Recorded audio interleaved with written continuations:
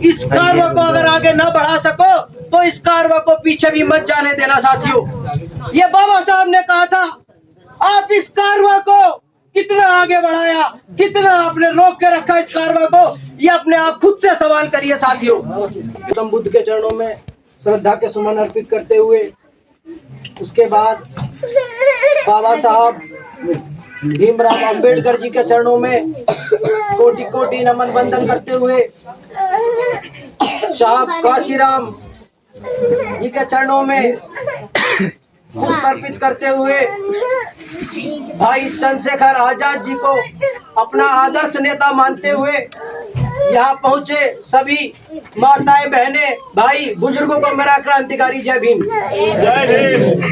साथियों,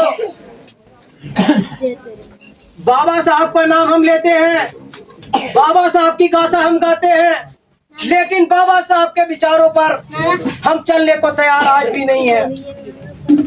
बाबा साहब ने कहा था साथियों, ये कारवा मैं जहां तक लेके आया हूं, मेरे मरने के बाद इस कारवा को अगर आगे न बढ़ा सको तो इस कारवा को पीछे भी मत जाने देना साथियों। ये बाबा साहब ने कहा था, आप इस कारवा को कितना आगे बढ़ाया, कितना आपने रोक के रखा इस कारवा को, ये अपने आप खुद से सवाल करिए साथियों।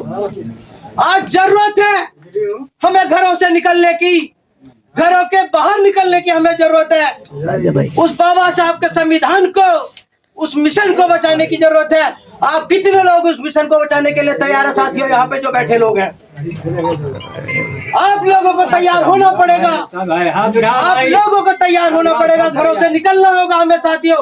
हमें इस रक्षा के लिए, संविधान की रक्षा करने के लिए हमें अपनी आहुति भी देनी होगी। ये लड़ाई कोई 5-6 साल 100 वर्षों की नहीं है साथियों, ये 5000 साल पुरानी लड़ाई है, जिसको हमारे बुजुर्ग, हमारे महापुरुष लड़ते आए हैं। ये आगे भी चलती रहेगी, ये आहुतियां इसी प्रकार चलेंगी।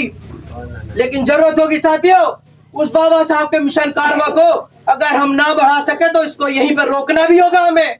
बाबा साहब ने कहा था साथियों कि बाबा साहब कमाल कर गए, बाबा साहब कमाल कर गए, कुछ भी ना थे हम, माला माल कर गए।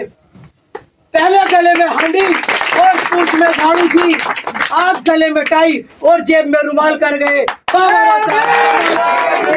दोस्तों, ये बिस्लरी की बोतल है ना, ये हमारे बाप दादाओं को नसीब नहीं हुई थी, ये आज हमें नसीब हो रही है तो बाबा साहब की बदौलत।